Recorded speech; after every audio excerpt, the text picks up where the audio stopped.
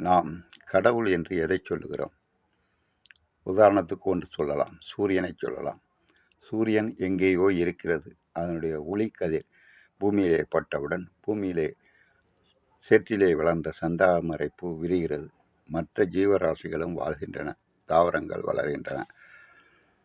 எங்கேயோ உள்ள ஒரு நெருப்பு குழம்பினால் இந்த பூமியில் வாழும் ஜீவராசிகள் உயிர் வாழ்கின்றன என்றால் நான் சொல்லுவேன், அது அந்த சக்திக்கு என்ன பெயர்?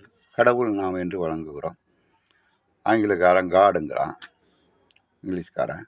ஒவ்வொரு மதத்திலும் வடமொழியிலே பகவான்கிறாங்க. இந்த அப்பாற்பட்ட சக்தியை தான் நாம் கடவுள் என்கிறோம். நாம் ஏதோ கடவுள் என்றால் ஒரு உருவத்தை நினைத்து கொண்டு அதை இல்லை மாறுபாடு கருத்துக்களை சொல்வது முட்டாள்தனம். நம்மை விட அப்பாற்பட்ட சக்தி ஒன்று இருக்கிறது. அதுதான் நம்மை இயக்குகிறது. அதுதான் கடவுள். இதை புரிந்து கொள்ள வேண்டும்.